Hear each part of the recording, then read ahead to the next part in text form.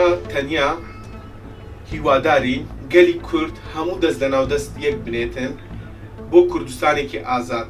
بەڕاستی پێویست نییە هیچ لایەنێک بڵێتن کوردستانمان پێویست نییە. ئێمە کوردین، پێش 100 ساڵ پێش ئێستا کوردستانمان هەبووە، حەقی خۆمانە، مافی خۆمانە، ئێستا کە بەدەستی بینەوە دووبارە.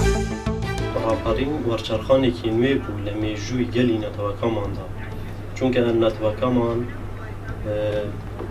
نەهامەتی زۆری چێشتووە تاکو بگات بەو ئاستەی وەک وڵاتانی جیهانی تازە پێگەشت و خۆی بژینێت. گرنگترین دەستکەوتی ڕاپەڕین بەڕای من دامەزراندنی بە دەستگاییکردنی حکومەت و بەڕێوەبردنی حکومەت و دامەزراندنی پەرلەمان بوو کە ئەمەش خۆی لە خۆیدا مێژوویەک بوو لە مێژووی نەتەوەکەماندا.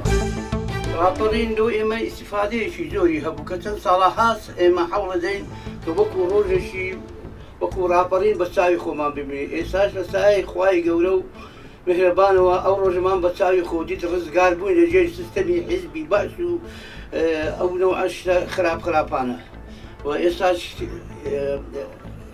ڕۆژی ساڵی 91 یعنی ڕۆژێکی زۆر پیرۆزە و سیفادەیەکی هەبوو بۆ میلەتی کورد و میلەتی کوردیش ئەبێ ئەو وەختێ یعنی ئەو کاتەیە زۆر